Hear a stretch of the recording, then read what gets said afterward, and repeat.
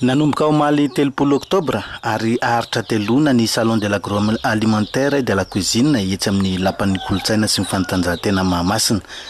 Andiany fahadimy izy ity ary ampiavaka azy ny fitombon'ny mpandray anjara.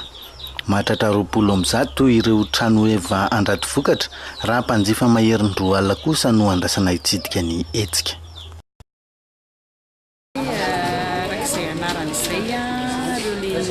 Professionnel ao anatin'ny domaine ny zany mampiavaka azy misy olona moa zany tsy mitsahatra mikaroka fa mamokatra trano dia misy produit vaovao foana zany hoentina isaky ny hetsika.